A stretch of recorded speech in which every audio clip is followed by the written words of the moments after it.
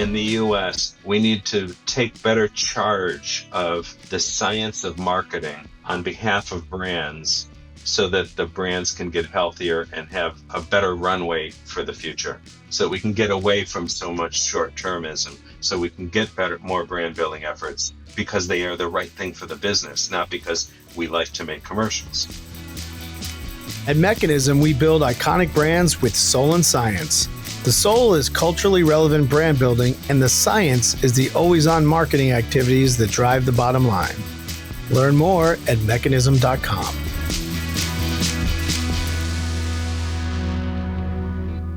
Welcome, Stephen Boehler, to the podcast. Stephen, I'm really excited to talk to you today about the soul and science of chemistry. And when I say chemistry, I mean finding that magic between an agency and a client. And I know you spent a decade on the client side at Procter Gamble before starting your own firm. And I'm looking forward to hearing more about what Mercer Island Group does and your insights on finding that right partnership, that right chemistry. And also, you are a prolific writer. I'm an avid LinkedIn user, and I always love, I love your newsletter, but I always love your commentary because it's very insightful. So I'd love to also press a little on the future of our industry, which has changed quite a bit, the past 5 years. So anyway, Stephen, welcome to the program.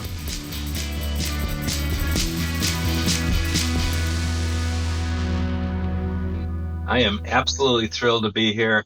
Any time spent with Mechanism people is a great time. I'm ready to roll. Not every time, but we try to get a good hit rate. So tell me a little bit about your career and your origin story, how you started. Did you always know you wanted to get into the, brand marketing business? Did you kind of fall into it? How did you get started? That's a great question. It's one I have not answered in a long time. So my origin story is I grew up in a small family business. My father, my parents, and my grandfather were florists in upstate New York, which had its own range of challenges because having big greenhouses in upstate New York when it's 0 degrees and there's 10 feet of snow can be a challenge in of itself. But also this whole notion of running a small family business that's a 365, 24/7 kind of business has its own challenges. We worked when everyone was off for the holidays. We delivered flowers to funeral homes. I when I was 11, found myself on the top of these large greenhouses fixing broken panes of glass where I could easily step through myself and fall to my death, right? This was a fascinating experience as a kid to have to work that hard, but it also gave me insight. I saw how my grandfather worked, and my grandfather knew every customer. He knew them in an incredibly intimate way, and he gave this amazing customer service. And so he could talk to them about their families, but he could also talk to them about why they were there, what they needed, in a floral arrangement. And he always would throw in something extra, an extra rose, take this home to your mom, whatever it was, right? And so as a young person, I got a lot of energy and enthusiasm out of what it was like to serve from seeing that at work. And so I never expected to be a marketing consultant. I never expected to be a brand marketer, to go to Procter Gamble. In fact, when I was at Cornell and I was trying to figure out what I was going to do next, the plan was to get a PhD in business and teach. And the folks from Procter & Gamble found me through some professors that had recommended me, and I didn't know who Procter & Gamble was or what they did. But you used some of their products for sure. Undoubtedly, yes. Yeah. I mean, you were there for 10 years, right? Yes, sir. You must have loved it. I did. It was an amazing, amazing experience, and largely because of a combination of the people themselves. A lot of the senior leaders were incredibly inspirational. People like John Pepper and John Smale. In fact, Mr. Pepper and I conversed relatively frequently to this day. It was great from that standpoint. It was also fabulous from the standpoint that the culture was all around growing them from entry level, right? So the training, the amount of attention put into people development was simply astounding. Plus, you got to work on really cool brands in a company that was so committed to understanding consumers and to marketing that for a marketer, this was nirvana. What was your favorite brand you worked on? Oh, that's a great question. It's probably Pringles. You know, I had inherited the Pringles brand I was had been promoted to be a brand manager. I was a young guy. I was 25, and they had just started a turnaround. They had been debating whether they were going to discontinue the brand or not, and and the turnaround became a huge success and a huge story, and it was a fabulous experience. I was able to get away with a lot because nobody gave a crap anymore about the business. And then you got promoted. I actually got moved to a bigger brand responsibility and then got promoted, but it was that story, the ability to help turn around that, like, what was then a troubled business, a really troubled business, was it was both a great learning experience for me, but it was a nice career experience. One of the things I learned about basically about careers is that turnarounds are a great thing.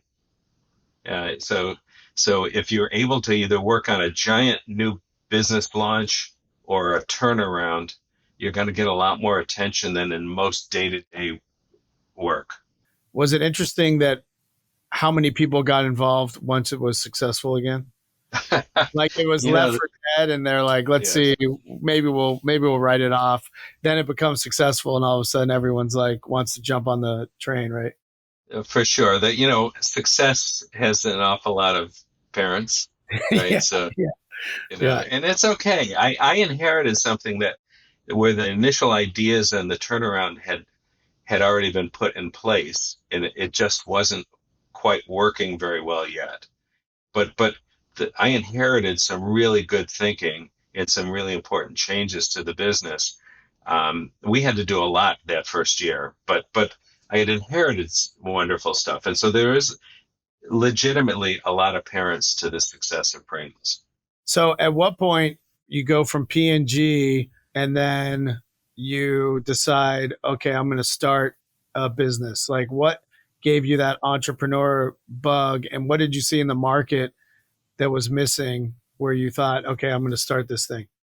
It's a sort of a silly story, but I had left P&G after 10 years. I went to be head of marketing of a division of the Weyerhaeuser company in Seattle the plan was to diversify into consumer products.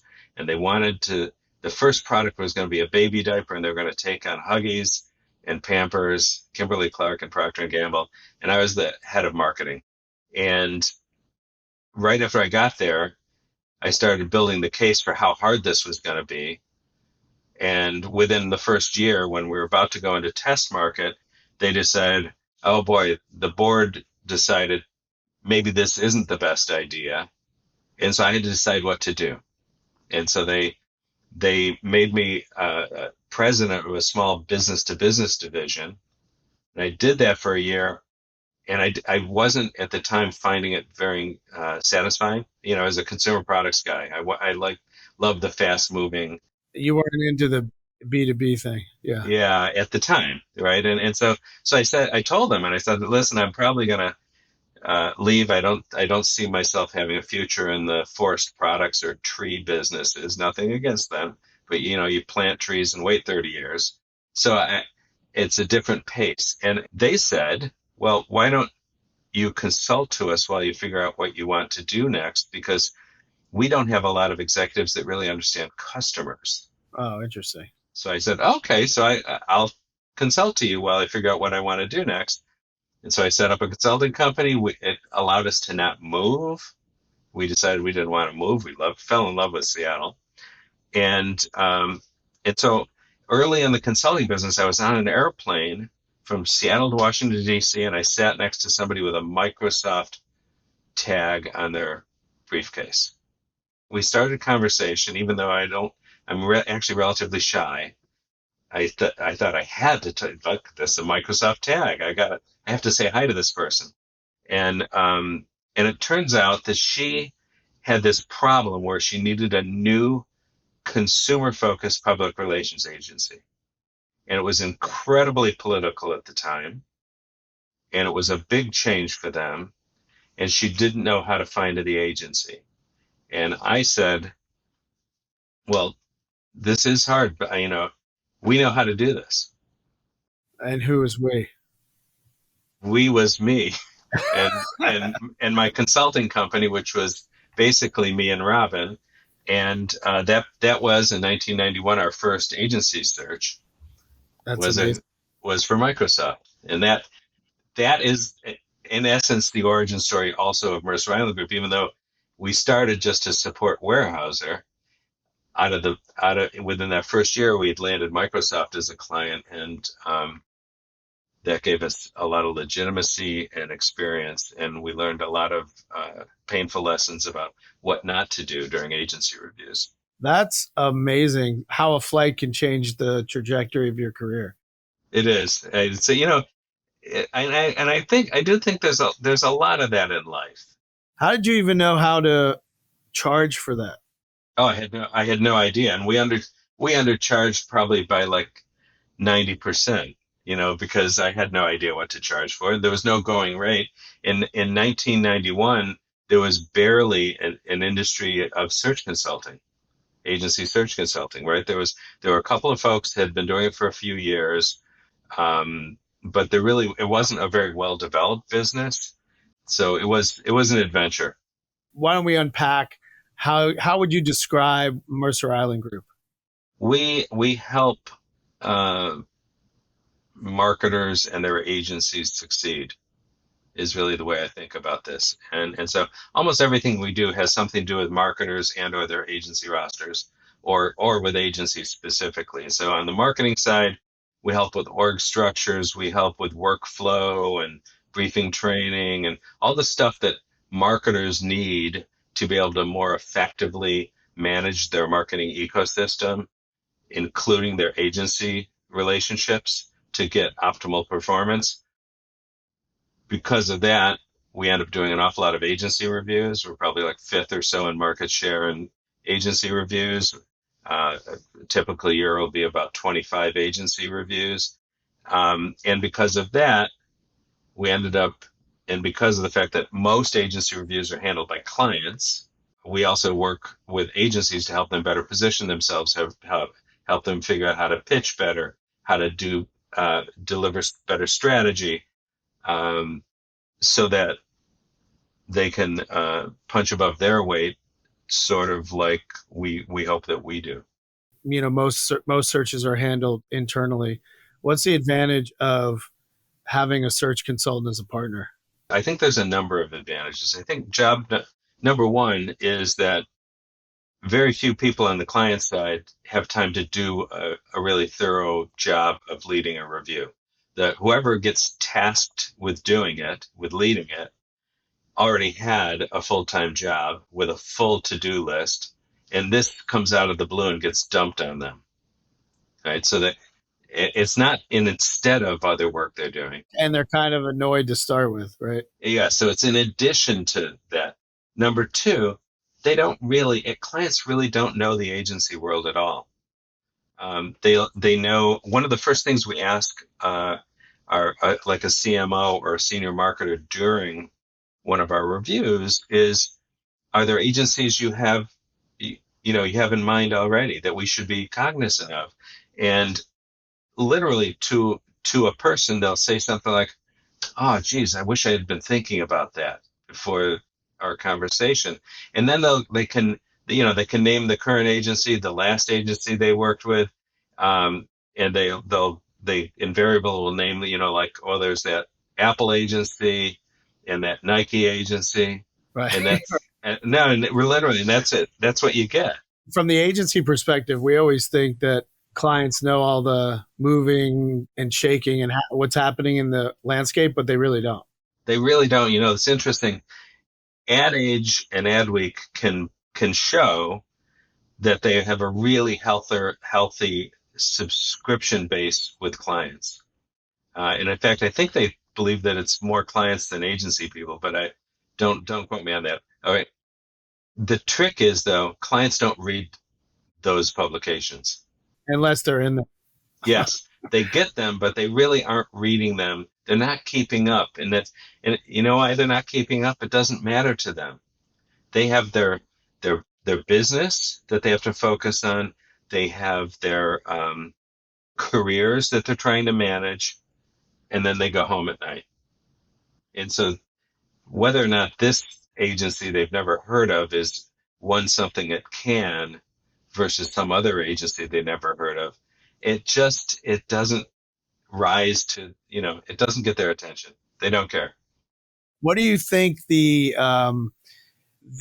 thing that you guys do to stand out that's different? Is it like you do the feedback, you go to the meetings, you're more invested with the client, less kind of pushing paper and more strategically a part of the workflow? Yes. Yeah, and let me add something to this. So I think, because I really do think you've captured it really well how we think about this. We think our job is to make sure that the agencies that are involved in the review are the right agencies, and that those agencies have an opportunity to present their very best case. That they have a chance, there's no obstacles to them really lighting it up when they get a chance to present or to provide materials or whatever the step is in the process, that they have every chance to do their best and to wow our client, because we want our client to be able to pick the best from the best. That's how we view our job. But to do that is a lot of work. It means that we have to be intimately involved with the client to understand what the real business issue is and how that cascades to a marketing problem that can be solved, and what the real issues are around that marketing problem, so that we can have really helpful conversations with the agencies involved that help them along the way. It means that we really have to commit to giving amazing feedback to the agencies along the way about what's working and what's not, or what the client liked or didn't understand. And to that point, for like a tissue session, we our goal is to provide feedback, consolidated feedback that we get from our client after the meeting back to the agency within 24 hours. And so what we'll do is, you'll have the tissue session, for instance, and of course there'll be some feedback from the client, but then we have a follow-up session ourselves with the client to make sure that everyone on the client side is heard and what the consolidated feedback will be. And then we get on the phone within 24 hours with the agency to make sure they understand what went well, what didn't, what suggestions the client may have, or in essence, what's the answer to the question of what do you have to do to win when you get to the next round. And I think that's one of the things, we get a lot of compliments from agencies about our reviews, but the if there's one thing that is most appreciated, it's that step. It's the fact that we are in their trying to help them do their best each step of the way by trying to interpret and pass along what the client's really thinking about. I can't tell you how many pitches you have to guess what to do next and wait sometimes like 7 to 10 days. You've got all this adrenaline and hype and you enthusiasm, and then it kind of like can screech to a halt. It takes the momentum away from the project. It happens all the time. Do you think there's more searches? Like, are searches increasing? Are they happening more often? And sort of subset question is, are there times when you're like, you talk a client out of doing a search because you're like, you don't really need to do that. You just need to build a better relationship and we can help you fix the relationship? Yes, those are really good questions. I think CMOs and senior marketers um, owe it to themselves and their companies to make job one being relative to agencies, having a great relationship with their agency or their agencies, which means they should have a 360 process. They should have at one end of the spectrum, like an annual in-depth process to evaluate what's working and what's not. And and then more near term, they should have a really concerted effort to give immediate feedback and to be productive in that feedback so that there are no surprises. And if clients do a good job of that, and we help clients manage their 360s, we believe that that should avoid most reviews, and that's okay by us. I know we're in the business of doing the reviews, but in a perfect world, there would be a lot of long-term relationships, and clients wouldn't be moving around, and that is in the best interest of the clients. And so one of the first questions we often ask a client is, have they given the feedback to an agency if there's a troubled agency relationship, and what was the reaction and how long has this been going on, so that we're trying to dig in to find out, should there really be a review, or is there the ability to fix what is not working.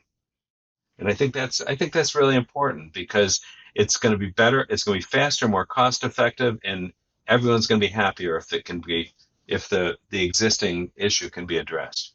What are common mistakes that you see clients making? Do you see like the same thing over and over? And this isn't all that often, but occasionally there'll be lack of consensus on the client side about what they're looking for and what they need. And that can obviously be disruptive to every part of the process, right? I think, and it can happen for a lot of reasons. Often what will happen is a really senior person will delegate the running of the review to somebody in middle management, without being involved enough to make sure that they're being well represented. And so the proxy isn't really capable of being a great proxy, And then they get to the end and they're like, what is this? and nobody's happy, right? And that's really it's unfortunate when that happens. I think that's the most frequent issue that we see. I think another relatively common issue that we see is, uh, an awful lot of people involved in the process that haven't been trained up well enough to give really good feedback, or to give really sound analysis or evaluation of what the agencies are talking about or presenting. And I think it's a bigger problem than just for reviews, but and we see this problem time and time again, where today in a lot of marketing departments there's a lack of training, there is a lack of expertise, deep expertise in key functional areas, and that makes it really hard on agencies. Do you think that's happening because the landscape is so complex and it's changed so much? And a lot of times marketers need to do a lot more with a lot less. And it's just that thing that you can't get around to is like the training and getting the next generation upskilled. Do you think that's part of it? I think there's always been some of this historically, right? If you go back 30 or 40 years, there were only a handful of companies that were renowned for their marketing development, right? The academy companies like a P&G and a General Mills, et cetera, right? And some of the major brands in American Express, right? There were a handful of companies that were renowned for this, and those folks would all be hired by other companies, and to some level of satisfaction, right? Depending upon how much support they have. Over time, the marketing community has bifurcated into being a healthy amount of it is coming out of the tech industries, and those spaces have historically been much more focused on immediacy as opposed to brand, and the marketers have a narrow slice of the immediacy, so maybe part of search or part of social, right? And so they're not trained to have an approach to how to think about, let's say, a brand spot or a brand campaign, or the end-to-end customer journey. And so I think that's the second piece. And the third piece is I just think training budgets have been slashed repeatedly in the last 20 years. There's sort of an up and down nature to it, but there's there we often see marketers that are put in a position where unfortunately they aren't equipped to really represent their company very well. Yeah. It's the same thing happening on the agency side, by the way. Yeah. Tell me about that. That there is that there's an awful lot of agencies that aren't training up their folks. The holding companies, which was the training ground for a long time, they've cut their training budgets over the years rather substantially. And those folks are the folks that often end up being hired by smaller agencies and independent agencies. And so there's an unevenness across our whole industry when it comes to expertise and development. You've been running Mercer Island Group for a very long time. Have you seen, let's talk though about maybe the last 5 years. How have you seen the landscape and the client needs change? Because it seems like it's every year changing faster and faster, and you need to be skilled at so many things, but learning and development's kind of down. Talk to me a little about how you see the state of the industry. I think you just summarized it pretty well. I think the state of the industry is that we have clients that are in a huge rush that need to make a real impact really quickly, often in ways that aren't practical in marketing.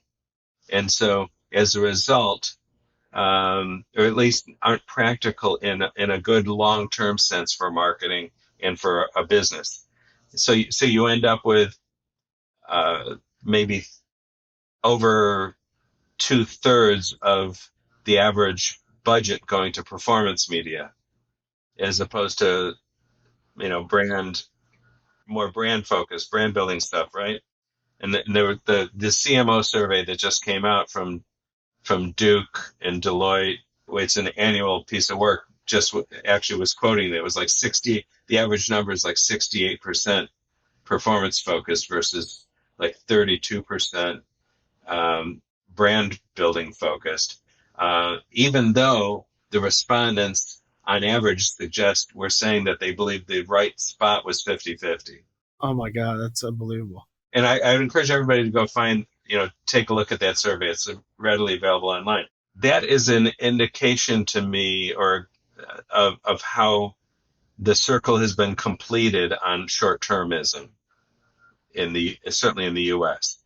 Wall Street's always been pushing us towards short-termism for the most part. In the last few years, there's been a growing amount of private equity money flowing into the brand side. Those folks are short-term focused. The tech industry itself has forever been short-term focused in its marketing. And so you end up in this situation where there's a lot of emphasis on what can you do? What are you going to do this year? Well, it's even more than that. It's quarter to quarter, right? It's like, yes, what's the stock price? How are we representing shareholders? And brand building is very valuable, but takes a long time. But do you think the pendulum is going to swing back to longer termism versus short termism? Because the power of brand building, there's also a lot of studies about how important it is to have that strong brand equity. I hope so. Is it getting worse?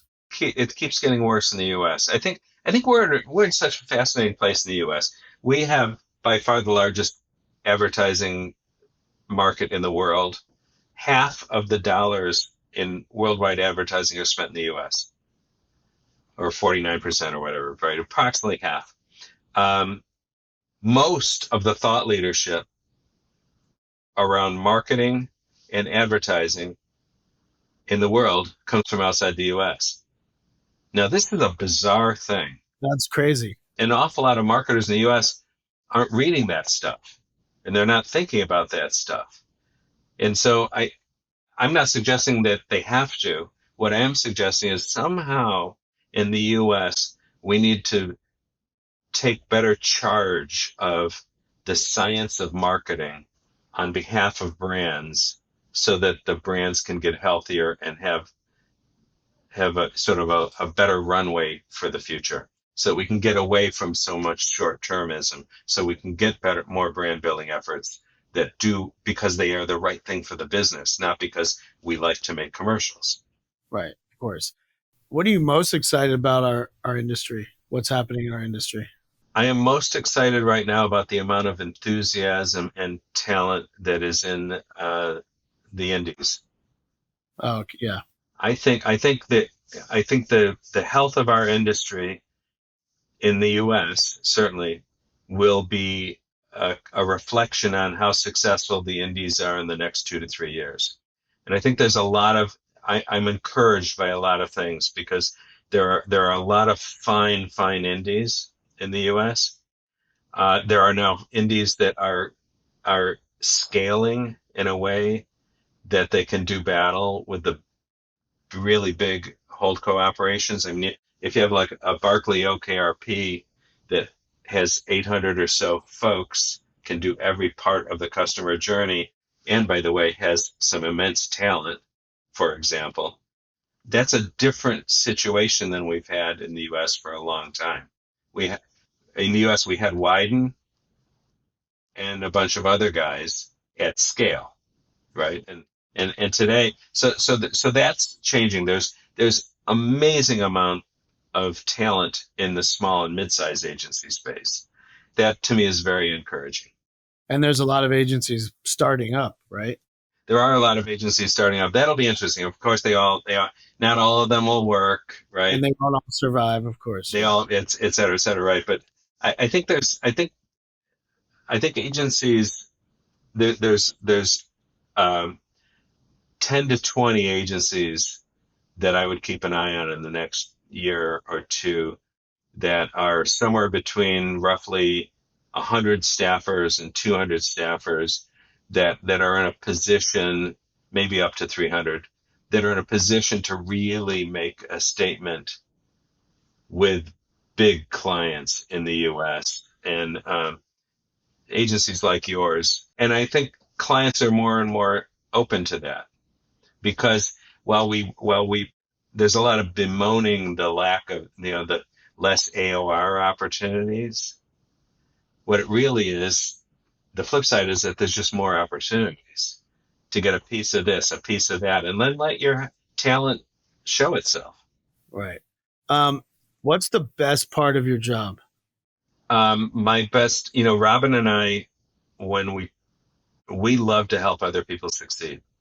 Honestly, and maybe this goes back to the florist business. I have no idea, but we love it when a an agency does really well based on our counsel, or we really love it when a client's business responds to either our advice or to the new agency that they selected. All of that stuff. We love it when an executive is rewarded and promoted and we had some kind of a hand in it, even a small hand somewhere. We opted into, like you, we opted into service, right? Our calling was to help serve other people. And so when people succeed, that's the best reward possible. The way we think about helping our clients up, and by the way, is it's not just the CMO or some marketing, VP of marketing, or or an agency principal. It's if we can help them succeed, that means that a whole bunch of people are going to be able to pay their mortgage, are going to be able to send their kids to college, are going to be able to go on a vacation, are going to be able to live a life without as much, trauma. That that to me, it's doing a little part to make the world a little better place for a bunch of people. Even though I'm a marketing consultant, right, which sounds sort of funny, but that's what I love about this business. I mean, it is such a backbone of our economy It is. and our GDP and, value that we're creating, like each of us are creating, that there is a ripple effect there. What is the hardest part of your job? Time. managing time. I have we do a lot of things that make it really hard to manage our time. Even though we're well staffed, we any agency that wants to talk to us, we'll talk to. Well, that's great. We don't charge any agency to be in the database, right? We think this is our friggin' job, right? We're supposed to know who the agencies are, right? So we track 1,000 agencies. We have a sense of what's going on, right? So that all of that eats up a huge amount of time. Having a decent content program takes a huge amount of time, as you know, right? Because podcasting, I'm not doing the podcast thing, right? Because I mean, it's a lot of work. Newsletters that's a are lot of work, right? Yeah. And so I think managing time is the while being true to my values, right? Values around service, value around helping other people succeed. That can be really hard. Do you have a quote or mantra that drives you? The thing that comes to mind immediately is, how can I help? Wow, that's great. I love that. Because it flows out of this spirit that we have here, which is, we do this because we want to help other people succeed. Now, of course, there's all the marketing stuff, and it's a good business too. Yeah. Yeah. I love what I do. Every morning I start at 6 o'clock every morning because I love it. I love that. I love that it all goes back to your roots working at the family shop. Thank you. Thank you today for all your insights and, honesty and transparency. It'll be really useful for all of our listeners. So thanks so much for your time. Thank you, Jason.